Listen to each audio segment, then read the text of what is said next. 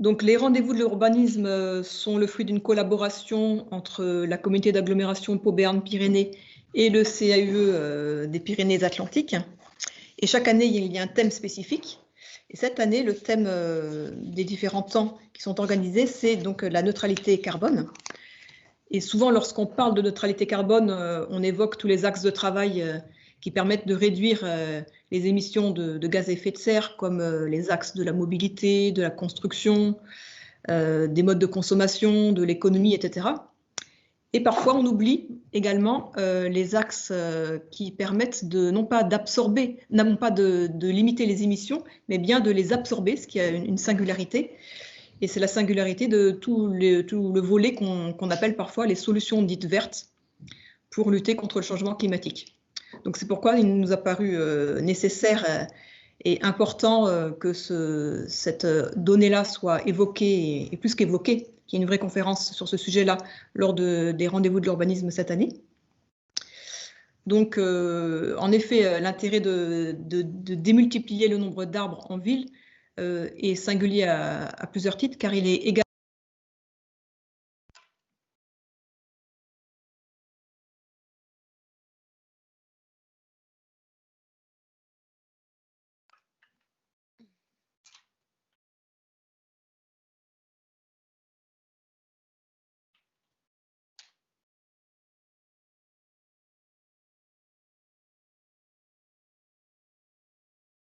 avoir un certain nombre d'atouts en ville, comme réduire la température, limiter les pollutions, etc. etc. Frédéric Ségur nous en parlera très bien tout à l'heure. Donc aujourd'hui, en fait, on se retrouve avec un défi particulier, un double défi, je dirais, qui est à la fois dans une ville qui recherche à se densifier pour limiter son étalement urbain et qui en même temps recherche à s'adapter à ce changement climatique. La véritable question, c'est comment on va pouvoir continuer à rendre vivables nos paysages urbains pour nous, citadins. Donc voilà, une des réponses à saisir, il y en a d'autres bien sûr, une des réponses à saisir, c'est la démultiplication des pouvoirs climatiques de l'arbre en ville. Voilà, donc pour nous en parler, nous en convaincre et nous inspirer, nous allons donc écouter Frédéric Ségur. Bonjour ou rebonjour. Peut-être vous pouvez commencer par vous présenter en quelques mots et ensuite je vais partager votre diaporama. Donc je me présente, donc Frédéric Ségur de la métropole de Lyon. Donc, moi j'ai un parcours un petit peu atypique puisque j'ai une formation universitaire en biologie, écologie et génétique. J'ai fait un 3e cycle sur la génétique moléculaire des séquoias. Donc c'était sur les arbres, mais c'était assez loin des questions d'aménagement urbain.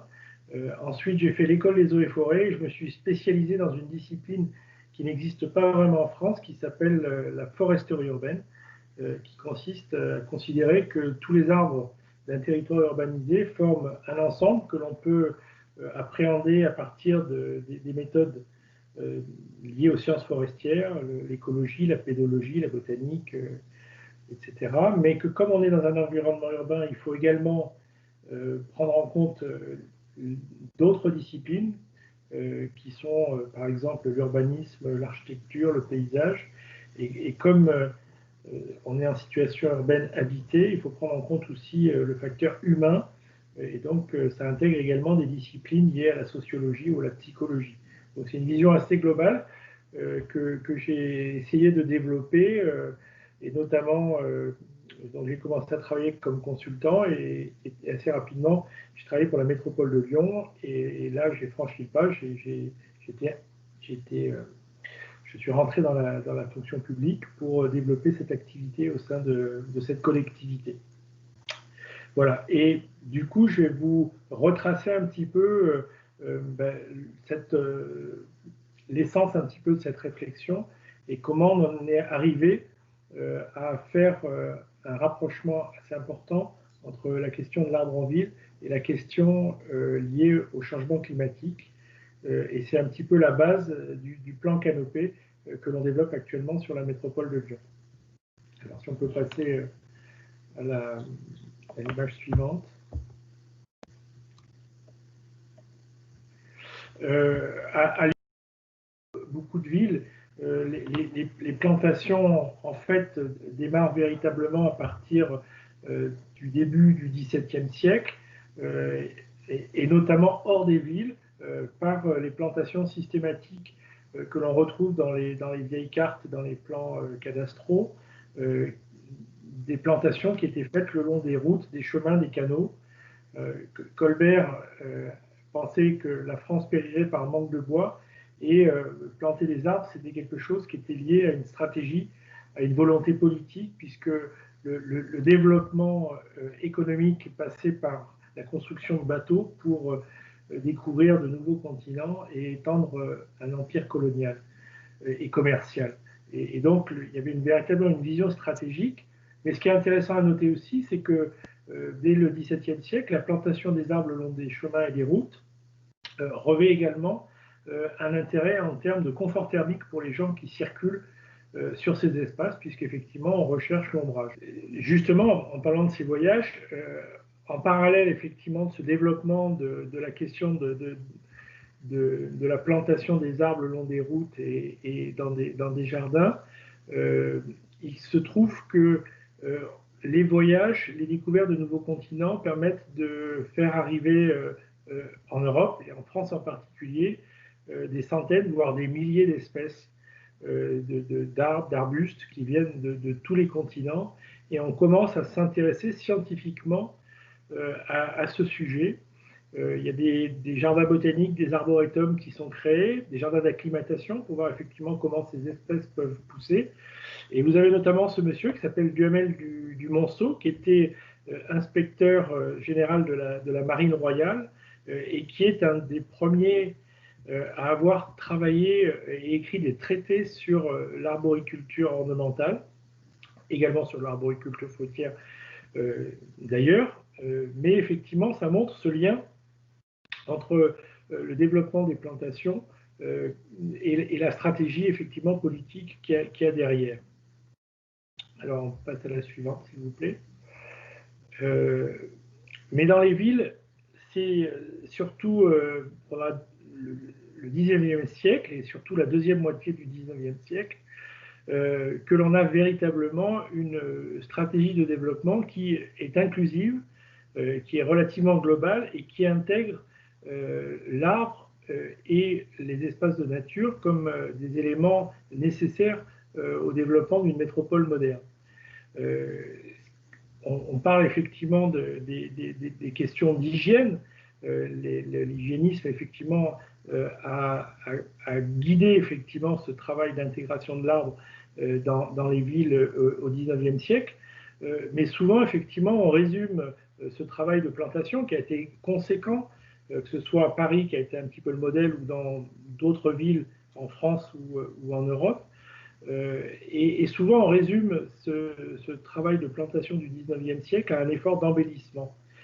Quand on lit les textes, notamment ces deux traités d'Alphand qui s'appelle Les Promenades de Paris, et Édouard André qui était son bras droit, qui a fait un traité de composition des parcs et jardins, quand il parle des arbres plantés dans la ville, ce qui est très intéressant, c'est qu'il parle des services rendus par les arbres.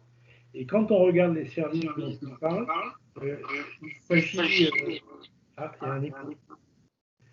il s'agit de questions de santé et d'environnement. Il s'agit de lutter contre la pollution de l'air.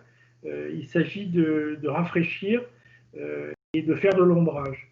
Et donc, c'est très intéressant de voir que finalement, les motivations pour investir considérablement et systématiquement dans les plantations urbaines étaient liées à des questions qui sont d'actualité aujourd'hui, puisque les maux des principales agglomérations, des principales métropoles, c'est les problèmes sanitaires liés à la qualité de l'air, à la mauvaise qualité de l'air, à la pollution de l'air, et c'est les problèmes de vagues de chaleur, de canicules et donc de température en ville, qui étaient les principales motivations effectivement pour cette présentation. On peut passer à la suivante.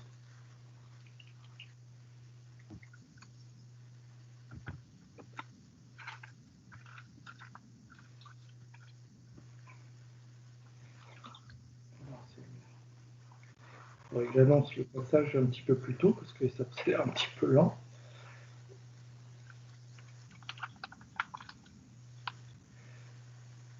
Alors, ce modèle il a été théorisé à Paris avec les travaux d'Haussmann, et il a été répliqué dans toutes les villes et à Lyon, comme dans beaucoup de villes. J'imagine qu'à Pau, il y a aussi un héritage des plantations de la deuxième moitié du 19e. On s'aperçoit, on travaille beaucoup là-dessus pour les travaux sur les projets urbains, c'est qu'il y avait vraiment une systématisation de la plantation d'arbres sur tous les espaces publics, sur tous les grands axes. On peut passer à la suivante.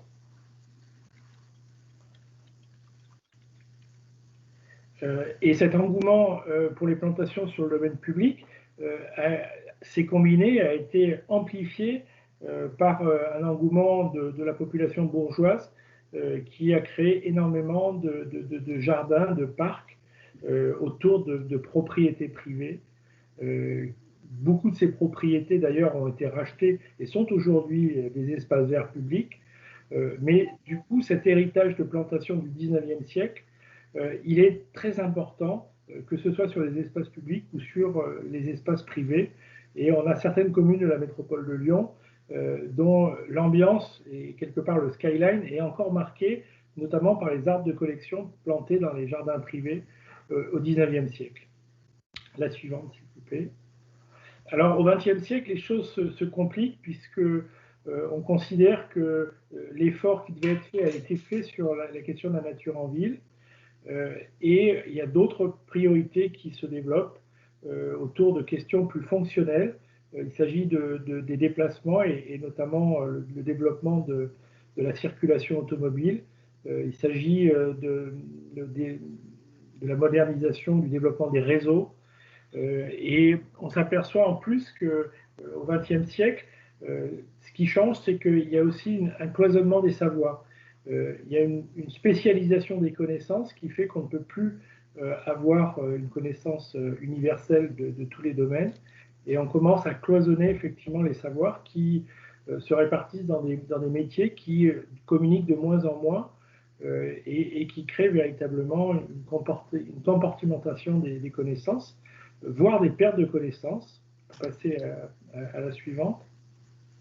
Et sur cette question effectivement de l'arbre en ville, on s'aperçoit qu'il y a à la fois une perte de connaissances, une perte de technicité et également une perte d'intérêt, une perte de valeur, tout simplement de ce que représente effectivement cet héritage du 18e, 19e siècle pour les villes.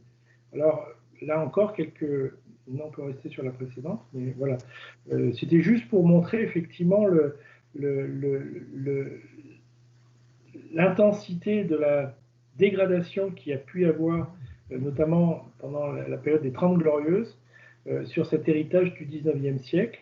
Et on a beaucoup d'endroits à Lyon où, en travaillant sur des photos d'archives et sur l'état des lieux qu'on a trouvés dans les années 90, on voit effectivement l'intensité de cette disparition.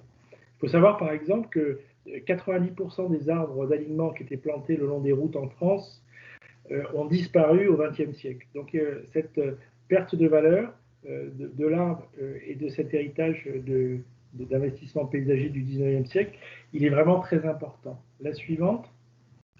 Il s'est combiné d'ailleurs avec une autre problématique qui est la problématique de l'étalement urbain.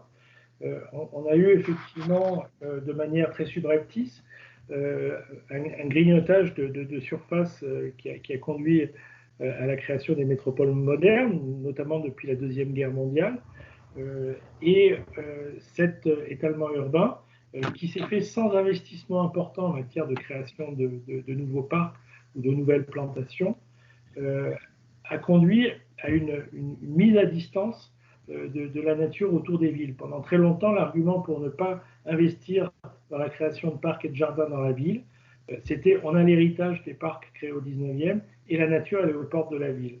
Mais maintenant, quand vous êtes dans le centre de Lyon et que vous voulez accéder à la nature autour de la ville, il faut déjà avoir une voiture et puis il faut avoir au moins 1 heure devant soi pour aller jusque dans une forêt périurbaine. Et donc la question effectivement que n'ont pas compris les élus pendant très longtemps, c'est que la demande sociale, elle portait sur de la proximité, sur de l'immédiateté, sur du quotidien, et que l'argument comme quoi la nature elle était autour de la ville, c'était quelque chose qui était complètement rejeté.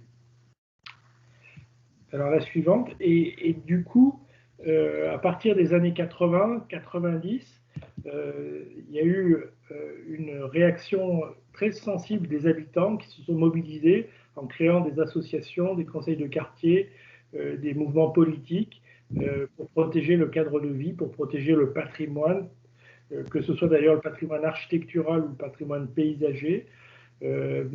Et cette fronde populaire, finalement, elle a imposé une réflexion aux collectivités, aux élus et surtout à l'administration qui, dans sa vision fonctionnaliste de l'aménagement de la ville, avait complètement négligé effectivement cette question de la qualité de vie et était complètement déconnecté des attentes des habitants.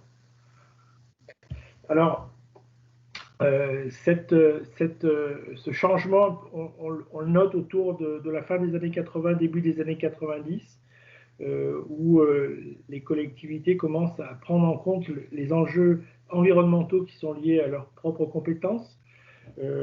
À cette époque, on développe toute une série d'études, de politiques, de stratégies sur l'écologie urbaine. Et un des sujets qui a pas mal focalisé des politiques locales, ça a été la question de l'arbre. On a beaucoup de chartes de l'arbre qui ont été adoptées par beaucoup de villes, grandes ou petites, au cours des années 90 notamment. Et ce qui est intéressant, c'est que dans le choix de l'arbre, il y a quelque chose lié à la valeur symbolique de l'arbre, parce qu'en général, on ne parle pas que des arbres, on parle en fait du retour de la nature dans la ville. Mais l'arbre a été choisi parce qu'il porte cette valeur symbolique de la nature.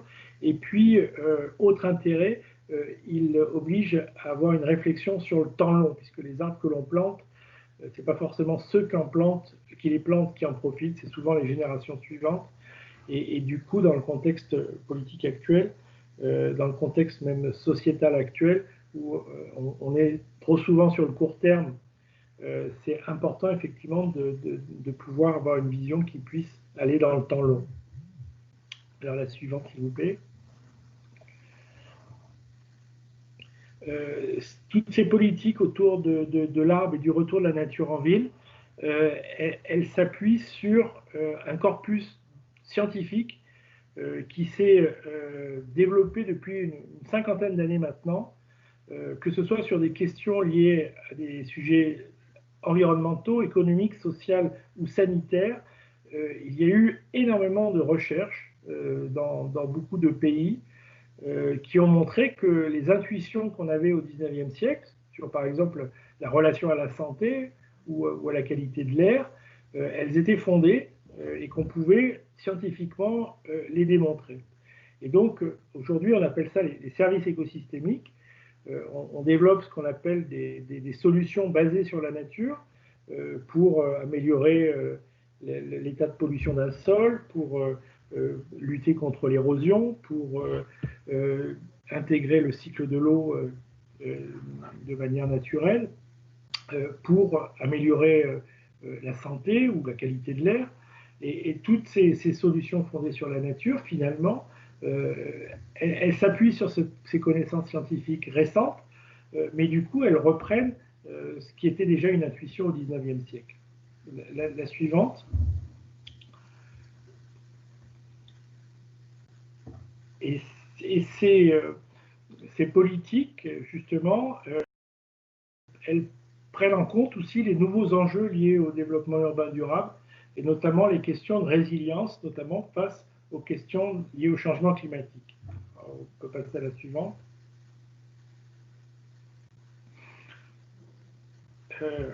Alors, les hypothèses de changement climatique, je vais passer rapidement dessus, tout le monde les connaît aujourd'hui, et on sait effectivement qu'on est dans une dynamique de changement climatique qui est déjà très avancée, que les hypothèses des accords de Paris de ne pas dépasser 1,5 ou 2 degrés risquent malheureusement d'être déjà obsolètes. Aujourd'hui, les scientifiques parlent plutôt de 3 à 4 degrés de différence de température. ce qui est considérable. La suivante.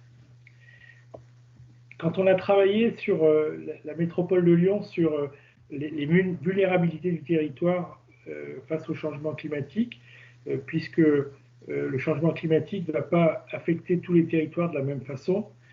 Si vous habitez à Venise ou à Rotterdam, le principal risque, c'est la montée des eaux de mer. Si vous êtes à Lyon, le principal risque, c'est les problèmes sanitaires pour les populations liées aux canicules et aux vagues de chaleur. Hein, on annonce effectivement que à Lyon, d'ici la fin du siècle, on pourra avoir des températures qui sont celles du désert au sud d'Alger en été. Alors, on verra ça sur la suivante. Les conséquences sanitaires, effectivement, des canicules, c'est quelque chose que l'on a pu mesurer, notamment avec la canicule de 2003, hein, la canicule de 2003 qui a fait près de 15 à 20 000 morts en France. Lyon a fait partie des territoires les plus touchés, avec plus 80% de surmortalité par rapport à une année normale. Et les projections qui sont faites aujourd'hui sur ces vagues de chaleur montrent que d'ici 20 à 30 ans, un été comme celui de 2003 arrivera en moyenne une année sur deux, et on pourra même avoir des canicules plus marquées en termes d'intensité et en termes de durée. On pense qu'à partir de 2050, on pourrait avoir en France des températures qui pourraient dépasser 50, voire 55 degrés à l'ombre, ce qui est considérable, hein, puisque le record actuel ne dépasse pas 44 ou 45 degrés. Donc c'est des changements considérables qui peuvent impacter énormément justement les grandes métropoles, et notamment à cause de leur minéralité. On peut passer à la suivante. Ce qui fait effectivement qu'on a des problèmes sanitaires dans des villes très, très étendues et très denses comme Lyon ou Paris, c'est ce qu'on appelle l'effet d'îlot de chaleur urbain, qui est bien connu. Il a été étudié depuis les années 70, et il est fait effectivement, il est lié au fait que tous les matériaux minéraux vont s'imprégner de chaleur toute la journée, et cette chaleur va être relarguée pendant la nuit. Et effectivement, ça fait des années qu'on travaille par des mesures, par des modélisations, sur la compréhension de cet effet d'îlot de chaleur urbain. Et on s'aperçoit que toute l'année, été comme hiver, on a entre 2 et 4 degrés de plus dans le centre de Lyon par rapport à la périphérie. Mais quand on est pendant une nuit en période de canicule, l'écart de température pendant la nuit peut monter jusqu'à 11 degrés. C'est-à-dire que, en fait, la température ne redescend plus en ville, du fait effectivement de ce relargage de chaleur. Et les problèmes sanitaires pour les populations sont liés effectivement à cette absence de rafraîchissement nocturne qui finit par épuiser les organismes qui sont obligés de se climatiser en permanence. On peut passer à la suivante. Et donc on a beaucoup travaillé effectivement sur les leviers pour lutter contre cet effet d'îlot de chaleur urbain. Il y en a 3 principaux. Le travail effectivement sur la végétation, le travail sur l'eau et le travail sur l'albédo, c'est-à-dire sur la couleur des matériaux. Plus les matériaux sont foncés, plus ils vont absorber de chaleur, plus ils sont clairs, plus ils vont la relarguer. C'est l'idée effectivement d'avoir des toits blancs par exemple pour renvoyer une partie de la chaleur. Bien sûr, ça ne marche pas sur l'espace public, parce que si on a des trottoirs blancs, on est ébloui dès qu'il y a du soleil. C'est un petit peu l'effet avec la neige. Et donc, on a essayé de mesurer un petit peu les gains qu'on pouvait attendre effectivement de ces différentes solutions. Et l'idée, notamment sur les projets urbains, c'est d'essayer de combiner ces différentes solutions, travailler à la fois sur une végétation accrue, travailler sur le cycle de l'eau au niveau de ce projet, pour avoir davantage de surface perméable et de surface évapotranspirante, et puis bien sûr sur la colorimétrie des matériaux pour limiter également l'absorption de chaleur. Alors, on peut passer à la suivante.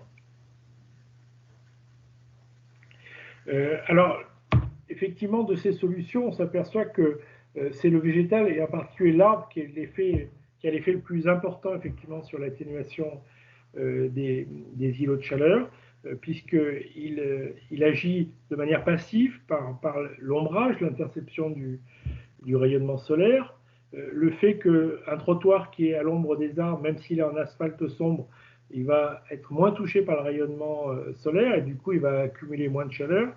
Mais ce qui est le plus important aussi dans le rafraîchissement, c'est l'évapotranspiration.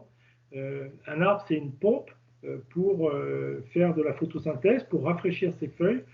Il va évaporer la majorité, 90% de l'eau qui est pompée dans le sol par un arbre, c'est-à-dire parfois plusieurs centaines de litres d'eau par jour pour un arbre mature, vont être évaporés, et cette évaporation consomme des calories et crée un abaissement de température. Donc c'est quelque chose de très efficace en termes de rafraîchissement. On peut passer à la suivante. Alors, on essaye, pour l'aménagement des espaces publics, de définir effectivement des outils pour modéliser les îlots de chaleur et pour voir effectivement l'impact que peuvent avoir des projets, différents types de projets sur le niveau effectivement de ces îlots de chaleur. Donc voilà, c'était une étude qui a été faite pour essayer de créer une grille de lecture qui permet de donner un score de 0 à 1. 0, on est dans un îlot de fraîcheur, au cœur d'un parc très frais avec une pièce d'eau. Et 1, on est sur le parking en enrobé d'un supermarché, donc, qui est l'îlot de chaleur par excellence. Et puis, par rapport à cette grille, on a pu faire des évaluations, des notations des principales places ou des principaux espaces publics. Et l'idée, c'est de pouvoir voir quelle est leur évolution en fonction de logique de projet. On peut passer à la suivante. Donc, on voit effectivement que ce score en termes d'îlots de chaleur, selon certains types de projets, et puis selon le temps, notamment quand on parle des arbres, on s'aperçoit effectivement, et ça c'est pas une nouveauté, il faut du temps effectivement pour qu'un arbre développe son feuillage, pour qu'il puisse développer son ombrage, et donc effectivement, c'est pas à l'aménagement qu'on a le score le plus intéressant. Planter un arbre, c'est un potentiel, et c'est souvent 10, 20, 30 ans plus tard qu'on va avoir les effets climatiques. Tous les arbres qu'on a plantés sur la métropole au début des années 90 pour répondre à la demande sociale, aujourd'hui, 30 ans après, c'est la meilleure réponse qu'on a effectivement aux questions de changement climatique en termes de rafraîchissement, alors qu'au départ, ils n'ont pas été plantés dans cet objectif. On peut passer à la suivante. On essaye aussi de faire en sorte que les projets urbains puissent servir à la fois à intégrer ces leviers de lutte contre les îlots de chaleur urbains, et puissent, un certain nombre de grands projets puissent servir aussi à faire de la recherche pour mieux comprendre ces phénomènes. Donc on a par exemple un projet de requalification d'une rue qui s'appelle la rue Garibaldi à Lyon, donc qui était une ancienne autoroute, un vieux boulevard, on le voyait sur les photos historiques, un vieux boulevard qui avait été historiquement planté d'arbres, transformé en autoroute urbaine avec des trémies dans les années 70, et dont il était question de requalification pour apaiser la circulation et retrouver de l'espace pour les piétons, les cyclistes, les terrasses de café et la végétation. Et sur ce projet, on a travaillé sur un certain nombre d'éléments pour être en phase avec cet objectif d'adaptation au changement climatique. On a travaillé sur la colorimétrie des matériaux, qui sont des bétons relativement clairs. On a travaillé sur la gestion alternative de l'eau. Toutes les eaux, au moins des secteurs piétons, cycles et bus, sont gérées de manière alternative, en lien avec des bandes plantées. Et puis, on a pu faire un mix de conservation de vieux arbres qui étaient là et qui ont été, on peut passer à la suivante, qui ont été conservés avec des replantations de nouveaux arbres.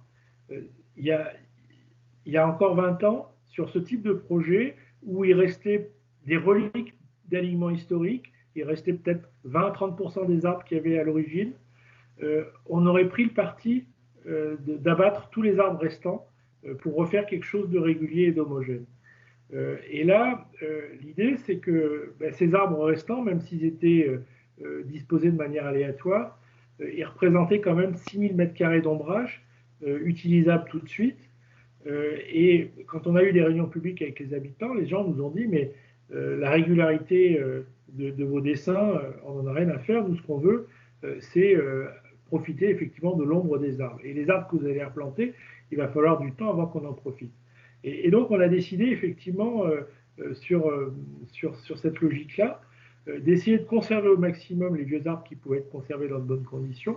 Donc, le profil en travers s'est adapté effectivement par rapport à cette contrainte de la conservation des arbres. Et puis, on a intégré une nouvelle génération d'arbres, mais sur une logique diversifiée. Comme on ne pouvait pas refaire quelque chose de régulier du fait de cette conservation d'une ancienne génération d'arbres, on a joué le parti effectivement de la diversité de formes, et on a sur ce projet une quinzaine d'espèces d'arbres de différentes formes, en CP, en forme naturelle, qui auront différentes tailles à l'âge adulte, différentes strates de végétation, strates herbacées, des plantes tapissantes, des plantes arbustives, pour avoir un paysage qui soit très diversifié. Alors, si on peut passer à la suivante. Et sur ce site, on a fait des études depuis quelques années sur l'impact de cette couverture végétale sur le microclimat local.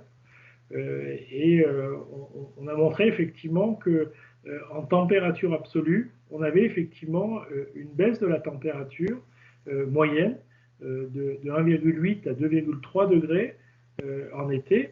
Là, on parle de température absolue. Parce qu'il faut savoir que les masses d'air s'homogénéisent en permanence, elles sont en mouvement. Il y a toujours des effets de vent qui font que l'air chaud se mélange avec l'air froid. Et du coup, on a des effets qui sont relativement réduits en termes d'effets sur la température absolue. Par contre, si on utilise d'autres modes de calcul, notamment des mesures de température ressentie, là on a des gains qui sont beaucoup plus importants. On est plutôt de l'ordre de 9 à 10 degrés de différence de température quand on est sur une zone effectivement plantée par rapport à une zone qui n'est pas plantée et qui correspond un peu plus effectivement à la perception que l'on a nous-mêmes de ce rafraîchissement. Alors sur ce projet, il y avait d'anciens souterrains qui permettaient effectivement de passer sous les carrefours à feu rapidement. Et du coup, plutôt que de les remblayer, on a décidé de les transformer en bassins. Donc il y a un bassin qui permet sous une trémie de stocker de l'eau, un autre qui permet de faire de la rétention pour l'infiltrer. L'idée, c'était de voir comment on pouvait utiliser cette eau stockée pour essayer de booster l'évapotranspiration des végétaux pendant les périodes de canicule. On peut passer à la diapositive suivante. C'est un projet que l'on a fait dans le cadre d'un projet européen qui s'appelle Biotop, sur les outils connectés. Donc on a mis toute une série de capteurs sur les sols, les arbres, dans l'air, etc., à différents endroits. Si vous voulez, je vous ai dit tout à l'heure que l'effet le plus efficace de rafraîchissement de l'arbre, en plus de l'ombrage, c'est l'évapotranspiration. Mais les périodes de canicule, où on a le plus besoin effectivement de cet effet de rafraîchissement, coïncident généralement avec des périodes de sécheresse. Et pendant les périodes de sécheresse, les végétaux, pour ne pas se déshydrater, arrêtent de faire de l'évapotranspiration. Ils arrêtent leur activité photosynthétique et donc ils ne produisent plus cette fraîcheur. Et donc l'idée, c'est est-ce que si on utilise cette eau stockée, donc de l'eau pluviale stockée pendant la période printanière par exemple, et qu'on fait des irrigations massives des bandes plantées juste avant les périodes de canicule, est-ce que ça relance la machine à évapotranspiration des arbres et quel gain on peut avoir par rapport à ça? Alors la diapositive suivante montre effectivement différents outils qu'on a utilisés, des thermomètres, des micro-dendromètres, C'est un outil issu de la recherche qui permet de mesurer des micro-grossissements ou rétrécissements de la taille d'une branche quand la sève circule. Hein, quand l'eau circule dans une branche, parce qu'il y a l'évapotranspiration qui se fait, et donc il y a un flux hydrique qui monte, la branche grossit, et quand il n'y a plus d'évaporation, la branche a un diamètre qui a tendance à rétrécir. Et enfin, on travaille aussi avec des tensiomètres qui permettent de suivre l'eau au niveau du sol pour voir effectivement quelle est la disponibilité pour les racines. Et donc en 2019, donc on l'a refait cet été, mais on est en train d'analyser les données, mais en 2019, on a eu 2 pics de vagues de chaleur fin juin et fin juillet, et on a pu comparer effectivement l'effet d'un tronçon irrigué par rapport à un tronçon non irrigué. On a vu effectivement que sur les tronçons irrigués, les arbres avaient continué à produire de l'évapotranspiration, et on a mesuré un gain climatique supplémentaire de l'ordre de 0,5 à 1 degré. Alors, ça semble un petit peu dérisoire de parler de 0,5 à 1 degré, mais il faut savoir que c'est considérable. Une étude a montré qu'en 2003, pendant la canicule, si pendant la nuit, on avait eu 1 degré de moins de température, on aurait pu éviter 26 ou 27% des mortalités qu'on a connues. Donc, des petites différences de température peuvent avoir des résultats significatifs à la fin. Donc aujourd'hui, on est en train de finaliser ces études pour voir comment on peut les reproduire dans d'autres projets, effectivement, pour trouver des solutions basées sur l'eau et sur les plantes pour faire du rafraîchissement urbain. Et du coup, on a beaucoup travaillé ces questions en lien avec le plan climat de la métropole de Lyon. Le plan climat de la métropole de Lyon, dans un premier temps, il s'était penché sur la question de l'atténuation. Alors, il avait pris en compte effectivement le stockage de carbone qui est fait dans les arbres et dans les sols naturels, qui n'est pas négligeable, mais qui n'est pas non plus à la hauteur des productions de gaz à effet de serre. Et la cible, c'est vraiment de l'atténuation, c'est vraiment de réduire la production de gaz à effet de serre. Mais le stockage est quand même un élément important. À partir de la fin des années 2000, 2010, 2015, on s'est dit effectivement que le volet atténuation, même s'il était prioritaire, il n'était pas suffisant, parce que malgré les efforts qu'on ferait à Lyon ou en France, comme on est dans un système mondialisé, on s'aperçoit effectivement qu'il y a une dynamique de changement climatique qui est en route, et qu'il faut réfléchir rapidement justement à l'adaptation si on ne veut pas souffrir effectivement de la vulnérabilité de nos territoires. Et du coup, on a travaillé sur un volet adaptation, donc qui porte sur 5 principaux axes. Préserver la ressource en eau, lutter contre les îlots de chaleur, accompagner les populations, adapter les pratiques agricoles, améliorer les connaissances. Sur le volet un peu central, qui est la lutte contre les îlots de chaleur urbains, on a proposé 2 dispositifs. Un qui s'appelle le projet de ville perméable et qui s'hybride avec l'autre dispositif qui s'appelle le plan Canopé. On peut passer à la suivante. Alors le plan Canopé, c'est clairement une hybridation entre les objectifs opérationnels de la charte de l'art et les objectifs d'adaptation du plan climat.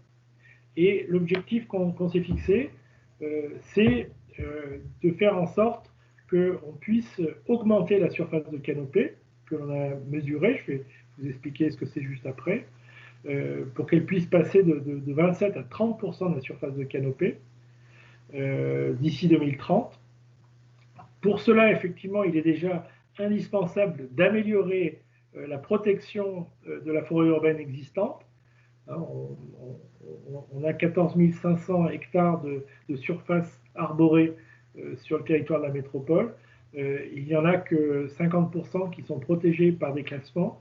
Et donc, il y a encore beaucoup d'efforts à faire sur l'amélioration des protections. Et puis, en parallèle, il faut trouver la manière d'intensifier la désimperméabilisation, la renaturation et l'ombrage du territoire. Et donc, on a proposé effectivement on a mesuré effectivement qu'il faudrait planter au moins 300 000 arbres sur le territoire pour atteindre cet objectif de 30% de surface de canopée. Alors, la surface de canopée, c'est un indicateur qualitatif qui est suivi par notamment les grandes villes des pays d'Amérique du Nord et d'Australie, qui commence à arriver en Europe et qui permet effectivement d'évaluer effectivement le lien qu'il y a par rapport à la quantité et à la répartition des zones plantées sur un territoire urbain. Donc, l'intérêt de cette approche, qui rejoint effectivement les logiques de foresterie urbaine américaine, c'est qu'on considère l'ensemble du territoire et pas simplement le territoire géré par la collectivité. C'est-à-dire qu'on change d'échelle, on n'est plus dans la logique de l'institution, mais dans la logique du territoire. Et donc sur le territoire de la métropole, on a mesuré effectivement, c'est encore la précédente, on a mesuré effectivement que la canopée représentait 27% du territoire, 14 500 hectares. Donc si on met tous les arbres qui soient seuls dans un jardin particulier, dans une cour d'école, sur une place publique ou dans une forêt périurbaine, ça représente à peu près 3 millions d'arbres sur le territoire. Ce qu'on a noté, ce qui est important à comprendre, il y a deux enseignements. Le premier, c'est que cette canopée, elle est majoritairement privée. Sur la métropole de Lyon, à peu près 70% de la canopée est sur du domaine privé. La métropole, nous, on doit en maîtriser en direct qu'à peu près 10%. Les 59 communes de la métropole en maîtrisent dans leur parc et jardin à peu près 10%. Et les bailleurs sociaux et un certain nombre et l'État à peu près 10%. Et donc, 70%, donc la majorité, c'est sur du domaine privé. Et donc, face à ça, on se dit que même si l'action des collectivités est exemplaire, elle ne sera jamais à la hauteur des enjeux si on veut faire effectivement de cette politique d'arborisation un outil efficace pour lutter contre le changement climatique. Et du coup, il faut créer des dynamiques qui permettent à l'ensemble des acteurs, publics et privés, de travailler ensemble sur tous les domaines sur ce secteur. L'autre enseignement de cette étude de la canopée, ça a été de montrer qu'elle était très inégalement répartie. Vous avez vu que sur la carte en haut à gauche de la canopée, non, on peut passer à la suivante, excusez-moi, on retrouve la petite carte de la canopée en haut à gauche, que toutes les communes qui sont à l'ouest du Rhône sont au-dessus de la moyenne de la métropole, et toutes celles qui sont à l'est sont en dessous de cette moyenne, pour des raisons historiques, géographiques, d'usage des lieux, etc. Alors si on regarde la carte d'en bas à gauche, on s'aperçoit effectivement que la répartition de la canopée est assez corrélée avec, bien sûr, les mesures de température que l'on a. Mais ce qui est plus inquiétant, c'est de voir effectivement que finalement, même si ce n'est pas des corrélations dont il s'agit, on appelle ça plutôt des boucles relationnelles, l'absence de canopée peut être liée à beaucoup d'autres paramètres environnementaux, sociaux, économiques, sanitaires, qui montrent une véritable fracture territoriale par rapport aux conditions environnementales dans lesquelles les habitants du territoire peuvent vivre. Et donc cette question nous interroge par rapport à la localisation des investissements que l'on peut faire effectivement pour le développement de cette canopée, pour essayer de réduire ces déséquilibres territoriaux. Alors la suivante. Donc globalement, le plan canopée, il regarde effectivement la place de l'arbre en interaction avec le sol et l'eau, mais aussi avec tous les acteurs du territoire, à la fois publics, privés, les habitants, le secteur associatif, et avec tous les métiers qui s'interfacent finalement avec cette activité. Les métiers de la filière du paysage, mais aussi les métiers de l'aménagement urbain, de la construction, de l'animation et de la recherche d'ailleurs, qui sont en lien. Un autre élément aussi par rapport à la déclinaison de cette politique, c'est que, encore une fois, derrière l'arbre, c'est l'ensemble des composantes de la nature et du vivant qui sont invitées à revenir dans la ville. Et donc, le plan Canopée, il concerne aussi bien toute forme de végétation sur l'espace public, mais aussi la végétalisation du bâtiment qui est encouragée dans ces projets. La suivante. L'objectif aussi de cette réflexion, c'est de pouvoir être réalisé à toutes les échelles, notamment à la grande échelle pour être en interface avec les stratégies notamment d'urbanisme et notamment de protection et de mise en valeur de la trame verte et bleue. Mais l'idée, c'est de la décliner beaucoup plus finement et de manière très opportuniste jusqu'à la parcelle pour trouver toutes les opportunités de développer ces plantations. Alors la suivante. L'objectif aussi de ce plan, comme je l'ai annoncé tout à l'heure, c'est d'essayer d'associer au maximum tous les acteurs du territoire, et notamment les habitants, les entreprises, les bailleurs sociaux, les promoteurs, les aménageurs. Et donc on a commencé à travailler à partir du réseau des signataires de la Charte de l'Arbre. La Charte de l'Arbre, depuis maintenant une dizaine d'années, fédère un certain nombre d'acteurs. Il y a à peu près 120 signataires de cette charte qui sont des communes, qui sont des associations, qui sont des fédérations professionnelles, qui sont des entreprises, qui sont des bureaux d'études, qui sont des pépinières, qui sont des centres de formation, qui sont des conseils de quartier, qui sont des copropriétés. Bon, il y a toute une série de signataires. Et du coup, on a travaillé effectivement sur une cartographie des acteurs qui pourraient être impactés par cette politique.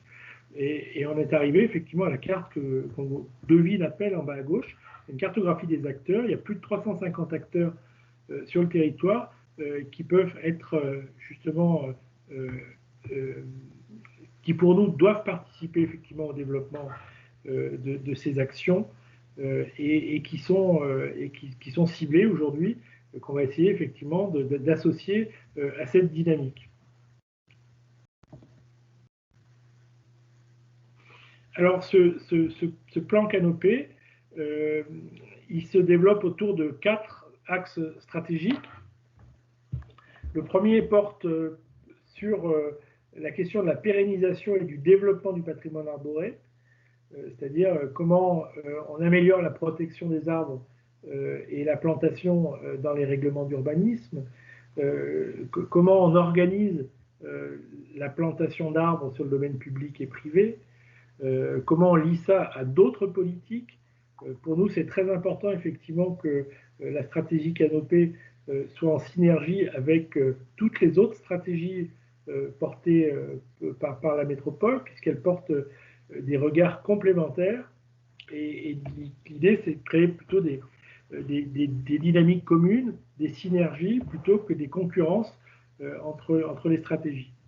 Le deuxième axe, il porte sur les questions liées aux habitants, notamment sur le lien à la santé et le lien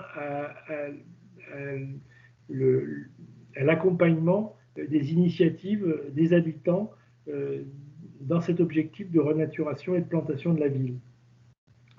Le troisième axe, il travaille plutôt sur le milieu professionnel, c'est-à-dire les entreprises de la filière, mais aussi toutes les autres entreprises qui sont en interface avec la question de la nature dans la ville, y compris les bâtisseurs, pour voir effectivement comment on est en capacité effectivement de changer un petit peu les modes de faire, les idées, de faire partager des idées à l'ensemble de ces acteurs. Et puis le quatrième axe, il porte plutôt sur les questions d'innovation, de recherche et développement, parce que pour renaturer la ville, il y a encore beaucoup de questions que l'on se pose, notamment sur la question de la fertilité des sols, hein, pour reconstruire la ville sur elle-même et en faire une ville verte. Ça pose la question effectivement de développer des plantations dans des terrains qui ont été stérilisés par l'urbanisation, voire pollués, et sur lesquels effectivement il y a des processus de refertilisation et de dépollution qui sont à mettre en place. Donc on a des programmes de recherche sur ces questions. Un autre axe de recherche sur lequel on travaille beaucoup, c'est sur le lien entre végétation et le cycle de l'eau. Comment effectivement on peut systématiser effectivement l'utilisation du végétal comme élément à la fois de gestion alternative de l'eau pluviale, mais aussi qui peut participer à l'amélioration aussi de la qualité des eaux usées. Donc, il y a d'autres axes sur les enjeux de biodiversité, on a d'autres axes sur des enjeux de recherche autour de nouvelles filières économiques. Et puis, un des sujets sur lesquels on travaille beaucoup, c'est la question de l'adaptation des palettes végétales au changement climatique. Alors, c'est un sujet que j'avais prévu de vous parler, il est à la fin du diaporama, mais je vais faire une pause après la prochaine diapositive pour qu'on puisse peut-être échanger quelques questions. Et si vous le souhaitez, je reviendrai ensuite, si le temps le permet, sur cette question de l'adaptation des palettes végétales au changement climatique, parce que c'est un élément un petit peu clé de notre dispositif. Alors si on peut passer à la suivante, juste pour montrer un petit peu où on en est. Donc effectivement, le travail sur l'arbre, il a commencé au début des années 90.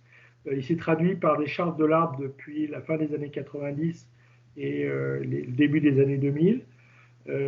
En 2017, on a lancé effectivement l'idée de ce plan canopé quand on a travaillé sur une délibération sur le volet adaptation du plan climat. Et depuis, on a travaillé sur le développement de cette stratégie, notamment autour de benchmarks des politiques qui étaient menées par les grandes métropoles mondiales autour de la renaturation et des logiques de foresterie urbaine.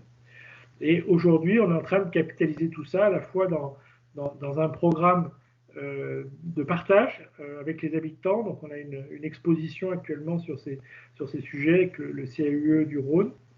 On a un certain nombre d'événements qui sont en cours et de conférences pour partager cela avec l'ensemble des acteurs, notamment avec nos nouveaux élus, pour voir effectivement quelle ambition ils veulent donner effectivement à ce programme.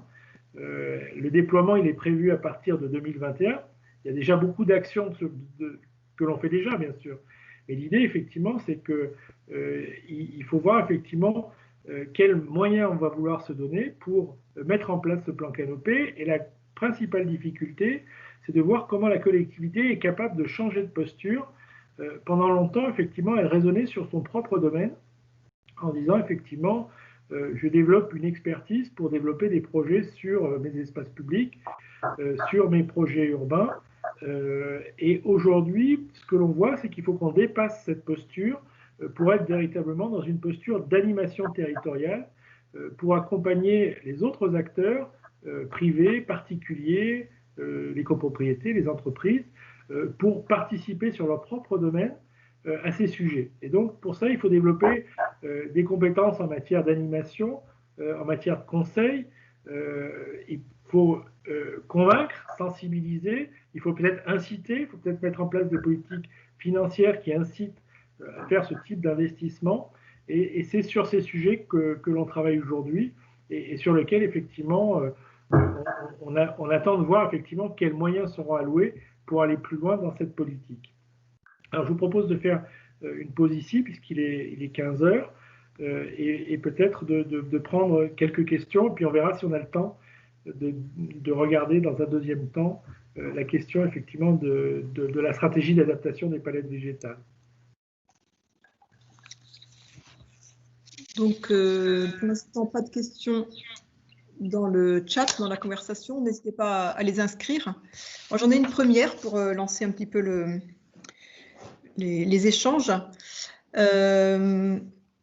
Donc, vous évoquez la nécessité d'avoir une véritable animation territoriale et que la métropole seule ne peut pas avoir un poids suffisant.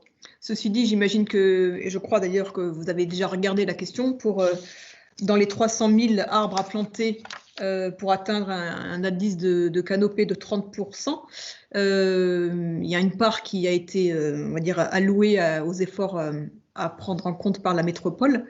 Et dans cette part-là, est-ce que vous avez fait l'exercice, comme par exemple l'a fait Montréal dans son plan canopé, donc pour le plan de canopée de Montréal, par exemple, le rythme de plantation publique, du coup, a été calculé et doit augmenter pour pouvoir atteindre les objectifs d'à peu près 5 fois plus, doit être vraiment 5 fois plus important que ce qu'il était avant cette politique-là. Est-ce que vous êtes exercé à ce type de calcul? Ouais, disons que nous, on a déjà un rythme soutenu sur la métropole depuis 30 ans. C'est-à-dire que ça fait 30 ans qu'on a lancé une politique de l'arbre assez ambitieuse, avec la plantation de plus 3000 arbres par an à peu près sur les espaces publics. Par exemple, sur les alignements qui sont sur les espaces publics des 59 communes, on est passé en 30 ans de 40 000 à 100 000 arbres. Donc il y a déjà eu un effort très important qui a été accompli. L'idée, effectivement, c'est de l'amplifier davantage, de poursuivre effectivement dans cette dynamique. Sur ces 300 000 arbres, effectivement, la métropole pense pouvoir au moins atteindre un objectif de 100 000 arbres qui peuvent être plantés, à peu près 40 000 sur les espaces publics d'ici 2030 et 60 000 notamment sur un certain nombre d'autres espaces, notamment des dépendances vertes de grandes voiries et un certain nombre de terrains qui appartiennent à la métropole. Mais l'idée, effectivement, c'est de voir comment, par cette animation territoriale, on réussit effectivement à créer cette dynamique de territoire qui permet effectivement d'aller beaucoup plus loin. 300 000 arbres, c'est un début, parce qu'effectivement, peut-être que l'objectif, c'est 500 000 arbres pour 2050, 1 million d'arbres pour 2100, c'est-à-dire effectivement qu'on démarre effectivement quelque chose et on essaye de fixer des objectifs qui ne sont pas trop lointains et qui sont atteignables pour faire en sorte effectivement qu'on puisse y arriver. La question effectivement, c'est aujourd'hui de garder effectivement l'exemplarité de ce qui est fait au niveau de la collectivité et de se tourner effectivement vers d'autres acteurs, parce que les gros potentiels de plantation, on a travaillé sur des communes pour essayer de voir où étaient les potentiels de développement de la canopée, et l'essentiel du potentiel, il est quand même sur du domaine privé, et c'est là effectivement que se pose effectivement la question justement de cette démultiplication. Une autre piste sur laquelle on travaille, c'est aussi sur la piste de l'agroforesterie. On a encore près de 15 à 20 000 hectares de surface agricole avec des grandes cultures céréalières qui ne sont pas du tout adaptées aux questions climatiques parce qu'elles sont irriguées, elles ne profitent pas du tout en termes d'économie circulaire à la collectivité. Et donc, il y a un vrai travail pour essayer de changer les pratiques agricoles dans le cadre du plan climat et de faire en sorte effectivement que ce changement de pratique puisse s'accompagner de projets d'agroforesterie qui permettraient aussi de contribuer à ce plan canopé.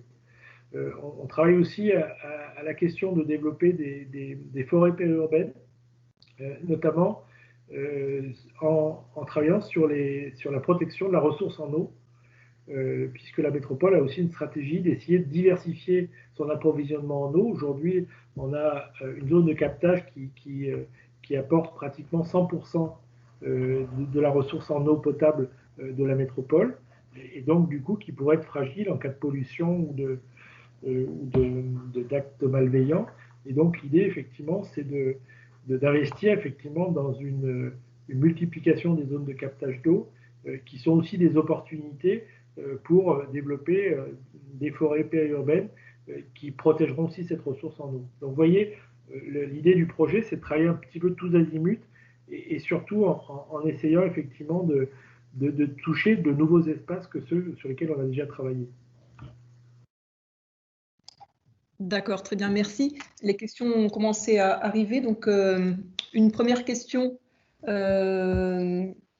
technique ici, d'Antoine Gauthier, donc responsable du service des arbres de l'agglomération paloise, qui nous dit qu'en effet, nous disposons de données LIDAR aériennes. Donc, pour tout le monde, les données LIDAR, c'est ce qui permet d'observer à la fois la présence de la végétation puis la hauteur de celle-ci, pour déterminer notamment la différence entre les arbres et les plantes beaucoup plus basses. Mais la question qui vous est posée, c'est: connaissez-vous des bureaux d'études capables d'exploiter cette donnée brute pour évaluer la couverture de canopée du territoire à partir des données LIDAR? Alors, il y a pas mal de boîtes qui commencent à développer cette compétence. Notamment, bon, il y a Kermap qui a fait beaucoup de communication sur ces sujets avant les élections, qui commence à avoir des données un petit peu partout. C'est un sujet sur lequel on discute pas mal parce que aujourd'hui, on s'aperçoit que autant en Amérique du Nord, l'indice de canopée, c'est vraiment un élément de comparaison des métropoles les unes avec les autres.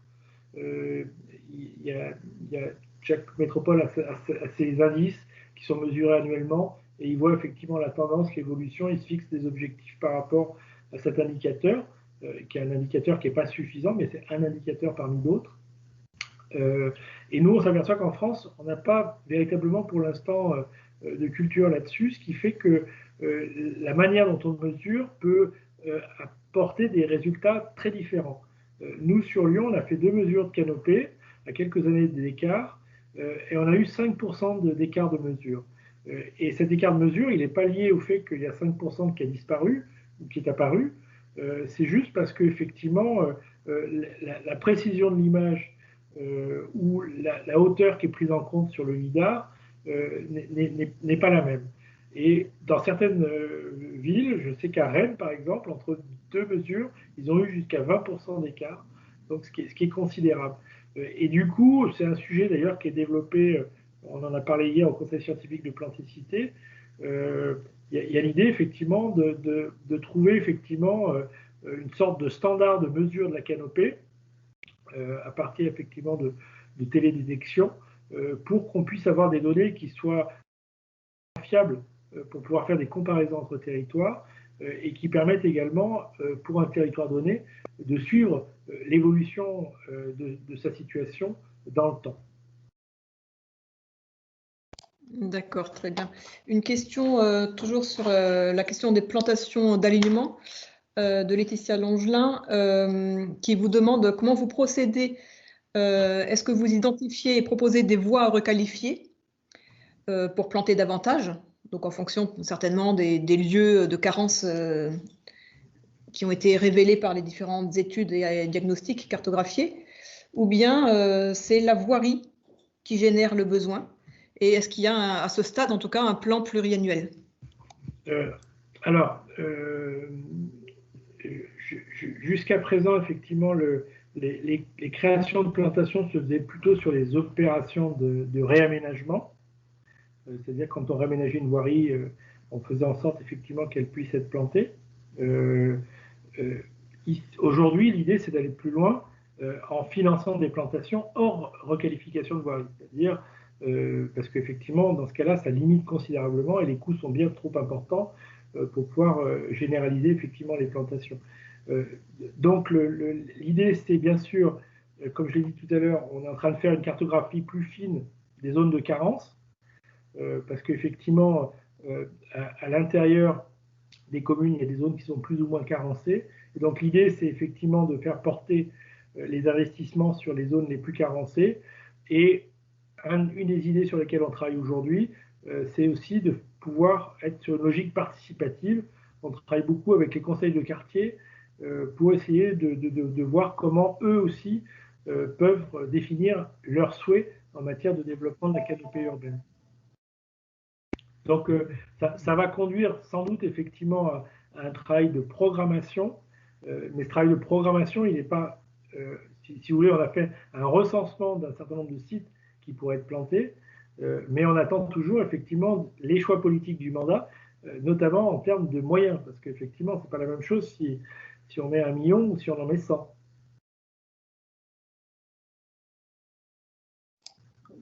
Oui, entendu, bien sûr. Donc, il nous reste peu de temps, en tout cas un quart d'heure si on ne veut pas dépasser notre timing, un peu plus si chacun est disposé à le faire. Qu'est-ce que vous souhaitez, Monsieur Ségur, poursuivre votre diaporama ou continuer à prendre les questions qui arrivent? C'est comme vous voulez. S'il y a beaucoup de questions, je peux continuer à répondre aux questions. Et sinon, l'astuce de diaporama, peut-être qu'on peut avancer sur quelques diapositives et ensuite on fera un deuxième temps de questions dans 10 minutes. On essaye de faire comme ça. Alors, on va passer à la suivante, du coup.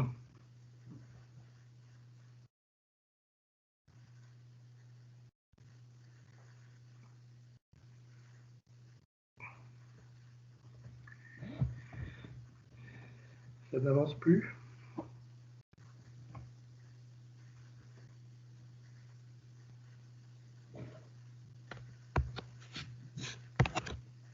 Vous pouvez passer la diapositive? Oui, c'est juste que ça ne fonctionne plus. Ah, ça fonctionne plus. Décidément, c'est la journée des problèmes techniques.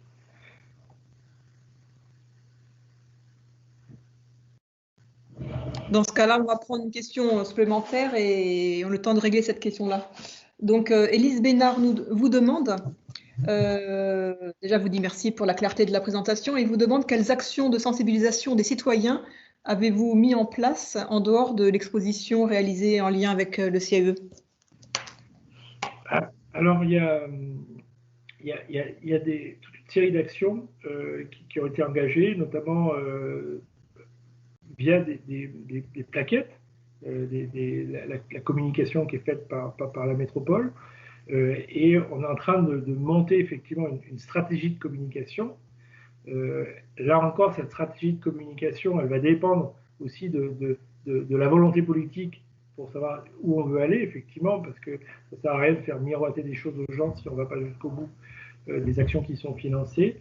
Mais l'idée, effectivement, c'est on travaille beaucoup, notamment avec des associations, sur des actions de proximité, avec les mairies, avec notamment les associations, avec les écoles, avec lesquelles, effectivement, il y a des possibilités, effectivement, de partager des connaissances et puis de développer des projets en commun.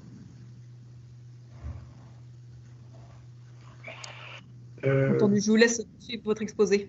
Oui, donc dans le questionnement qu'on a effectivement sur la question du changement climatique et du paysage, on a vu effectivement comment le végétal peut être un outil d'adaptation de la ville au changement climatique, notamment par le rafraîchissement.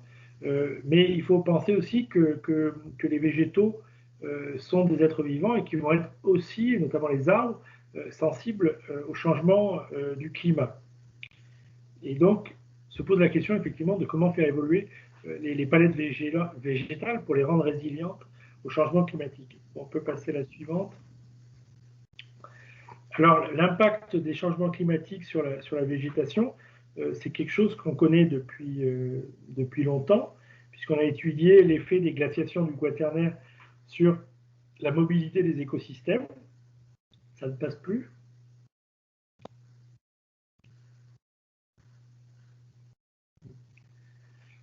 Je suis désolé.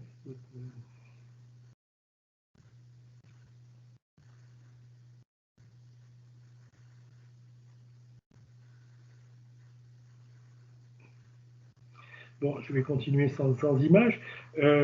En gros, on sait que 1 degré d'augmentation de température, ça correspond à un déplacement des écosystèmes de l'ordre de 150 km vers le nord quand ça se réchauffe, vers le sud quand ça se radoucit, ou en altitude. Et du coup, si on se projette effectivement sur des arbres qu'on plante aujourd'hui et qui seront là peut-être, on espère, à la fin du siècle, effectivement, comment seront-ils capables de résister au climat d'aujourd'hui et au climat qu'on aura d'ici la fin du siècle? Alors, on a mis en place toute une réflexion pour voir comment on peut améliorer le choix des essences sur les projets. Pour ça, il est nécessaire pour chaque projet de faire un diagnostic du site pour bien connaître ses caractéristiques en termes pédologiques, c'est-à-dire en termes de sol, connaître ses caractéristiques en termes d'apport d'eau, entre un site sur lequel on va récupérer l'eau pluviale et un site où on ne récupère pas l'eau pluviale, effectivement, les choses vont être différentes. Oui, là, on voit effectivement sur cette carte l'impact que peut avoir les changements climatiques sur la répartition de la végétation en France. Donc, c'est des scénarios qui ont été menés par l'INRAE en lien avec les modèles liés au changement climatique. Et on s'aperçoit effectivement qu'il va y avoir des changements très importants et qu'en ville, au cœur des villes, comme on a en plus 2 à 4 degrés de plus toute l'année, ces changements vont être... on pense que beaucoup d'essences locales de la région vont être complètement inadaptées d'ici quelques décennies pour être plantées au cœur de Lyon. Déjà aujourd'hui, c'est parfois difficile. Et du coup, il va falloir changer radicalement. Alors, je ne sais pas si ça avance ou si ça n'avance pas. Ça avance. Donc voilà, ça c'était la question effectivement de connaître effectivement le potentiel des sites sur lesquels on aménage. Donc on systématise des cartographies des sols et des recherches effectivement du potentiel eau, du sol ou hydraulique lié à la gestion alternative de l'eau pour définir un petit peu quelles seront les conditions de milieu pour pouvoir définir les palettes végétales. Alors le deuxième axe, c'est de travailler effectivement sur le choix des essences en travaillant davantage sur l'écologie des plantes pour prendre des plantes qui sont adaptées aux contraintes des sites dans lesquels on veut les planter et pas les choisir sur des critères esthétiques qui font l'abstraction effectivement de leur écologie. La suite. Donc on a défini dans le plan Canopée une règle, c'est que sur notre patrimoine, à terme, aucune espèce à terme ne doit dépasser 10% du total. C'est 15% quand on considère un genre et 20% quand on considère une famille. Et cette diversification des essences, on pense effectivement, et tous les gens qui travaillent sur les pathologies végétales nous le disent, il est important effectivement de l'avoir à l'échelle d'un territoire, mais également à l'échelle d'un projet. Si on ne veut pas, comme sur le canal du Midi, en n'ayant qu'une seule essence et l'arrivée d'une maladie, voir disparaître tous les arbres, il faut envisager des plantations beaucoup plus diversifiées. Et ces plantations diversifiées, il faudrait qu'elles soient beaucoup plus diversifiées génétiquement également. Et là, ça pose la question de la production des arbres en pépinière, puisque les arbres d'ornement sont produits généralement de manière clonale, par bouturage ou marcottage ou greffage, et ils ont donc une base génétique très réduite qui les rend très peu résistants en cas d'aléas climatiques ou sanitaires. Alors, la suivante.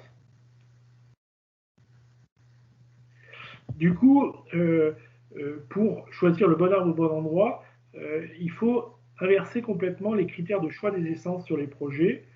Jusqu'à présent, c'était plutôt les critères de droite, esthétiques, la silhouette, le feuillage, les floraisons, les colorations, qui étaient des critères de choix de l'espèce dans le projet.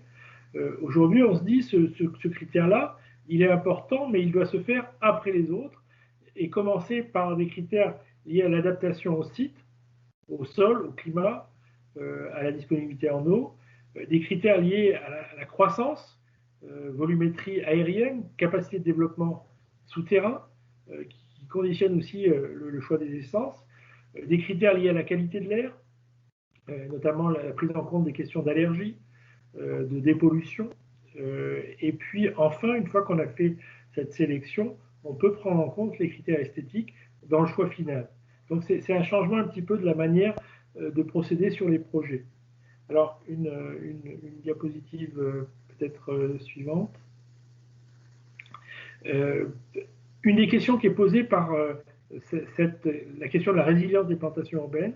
Comme je l'ai dit tout à l'heure, pour avoir des plantations résilientes, il faudrait qu'elles soient diversifiées à toutes les échelles, et notamment à l'échelle du projet ou à l'échelle génétique des arbres. Mais ça veut dire effectivement que ça rentre un petit peu en conflit avec une tradition qui a plus de 4 siècles en France, qui est la tradition de planter de manière régulière et monospécifique des arbres, que ce soit dans les parcs, que ce soit dans les alignements en ville. Et finalement, cette forme apparaît très vulnérable face au changement climatique. Alors en plus, c'est la suivante, les plantations monospécifiques posent d'autres problèmes, notamment le problème de concentration des pollens. Si vous avez effectivement des essences allergènes qui sont en petit nombre dans une plantation diversifiée, vous allez avoir une production de pollen qui va être relativement faible et la concentration dans l'air va être diluée et va pas ou créer très peu de réactions allergènes. Par contre, si vous n'avez qu'une espèce sur un endroit, Par exemple, vous avez une photo en haut à gauche d'un jardin constitué de 400 bouleaux au milieu d'un nouveau quartier, le bouleau étant une des essences les plus allergènes qu'on trouve en France. Vous concentrez en un même lieu, effectivement, beaucoup d'arbres qui vont produire du pollen allergisant en même temps et créer des vrais problèmes de santé pour tous les habitants qui habitent autour et qui risquent même de se sensibiliser pour ceux qui ne le sont pas. Et donc, la diversification des essences est aussi une bonne façon de limiter les problèmes d'allergie, parce que c'est difficile de prendre en compte la question des allergies dans le choix des essences, parce que 2/3 des essences de la forêt française sont allergènes. Et donc, si on doit se passer de toutes les essences qui peuvent potentiellement produire des allergies, on va se passer effectivement d'essences qui sont très intéressantes pour d'autres paramètres, notamment de rafraîchissement. Et donc, la question de la diversification, c'est aussi une réponse par rapport à ces questions d'allergie. La suivante, on s'aperçoit que les plantations régulières monospécifiques, nous on a beaucoup travaillé effectivement sur la création effectivement d'ombrage au-dessus des avenues et des boulevards, mais on s'aperçoit que quand on a de la circulation, finalement, cette pollution, si elle est efficace par rapport à l'ombrage pendant la journée, elle emmagasine l'air pollué et l'air chaud dessous et elle rend les choses beaucoup plus difficiles en termes de qualité de l'air pour les habitants. Et donc, si on passe à la suivante,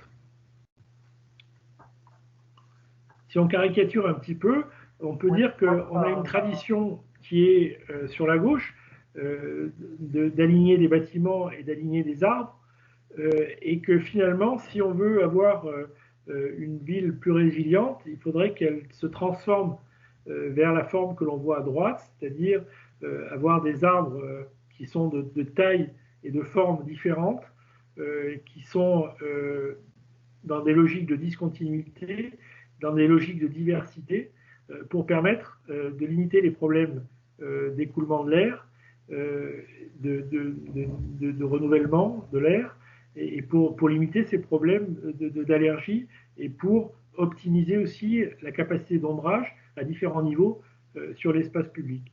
Et donc, à ce titre, effectivement, donc on a un certain nombre de projets qu'on va voir, effectivement, sur lesquels on essaye de travailler, effectivement, sur cette question de mixer les palettes végétales, de travailler sur d'autres formes qui seront peut-être les formes standards du XXIe siècle, mais qui interrogent. On a beaucoup de discussions avec les architectes des monuments historiques de Lyon, parce qu'effectivement, on a un secteur historique avec un site UNESCO, et la question effectivement de l'évolution de la forme des plantations qui induit un changement un petit peu du paysage et donc de l'identité des territoires, ça interpelle effectivement par rapport à la question de la valeur historique et patrimoniale des lieux. Et donc, c'est la dernière question.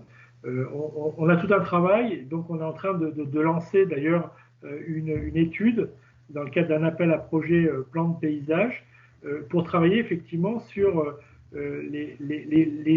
l'évolution de l'identité de Lyon face à la transition des paysages liés au changement climatique, pour voir effectivement comment on est en capacité de créer un nouveau paysage qui deviendra une nouvelle identité qui sera peut-être celle de Lyon en 2100.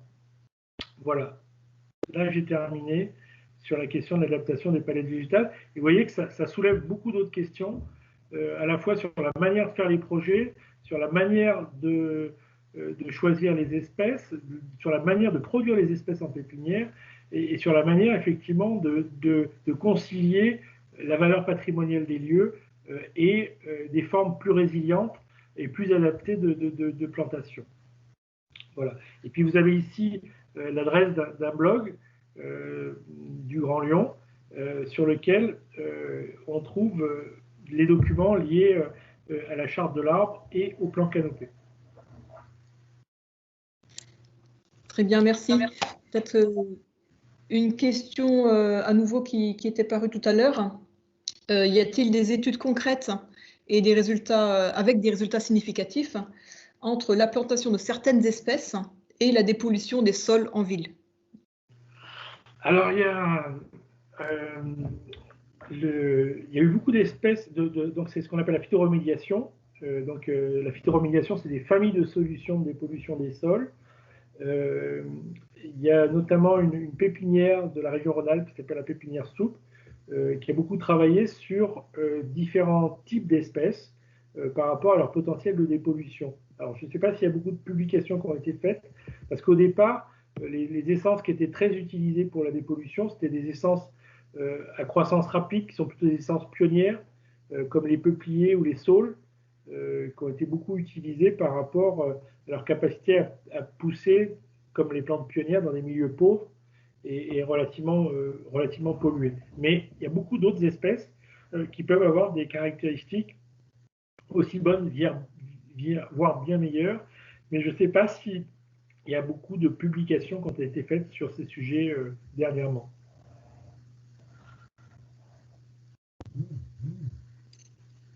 D'accord, très bien.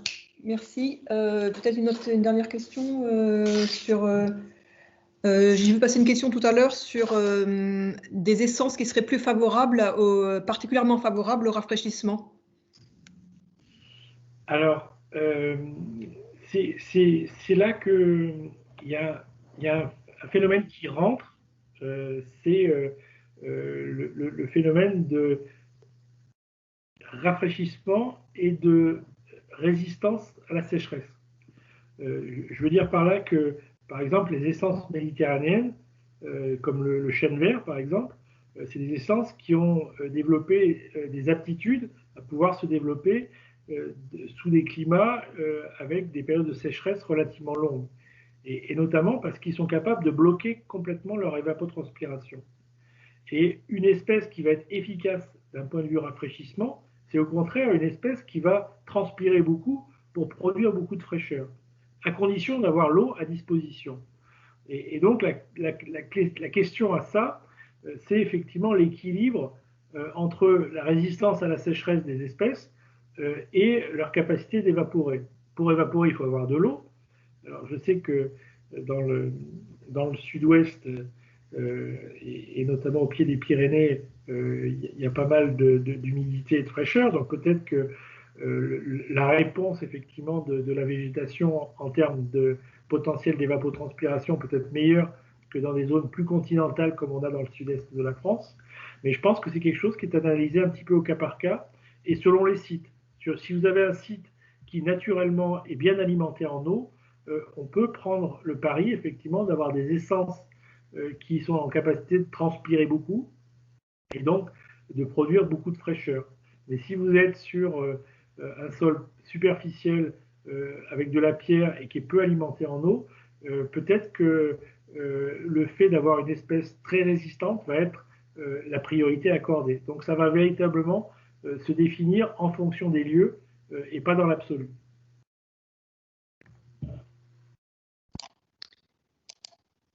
Bien, merci. Merci à vous, merci à tous d'ailleurs d'avoir suivi cette conférence. J'espère qu'elle vous a plu. Là, le temps on est dans les temps à peu près, donc c'est bien, il n'y a plus de questions a priori. Voilà, j'espère que ça vous a donné à chacun aussi des envies de faire et de continuer à travailler dans ce sens-là.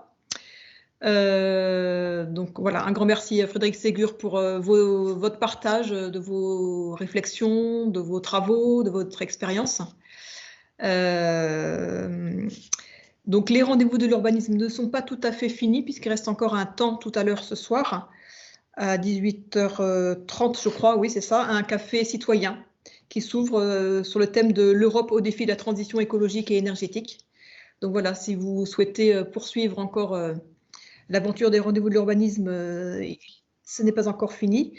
Et voilà, pour ma part, je vous souhaite donc une excellente fin d'après-midi et une bonne soirée.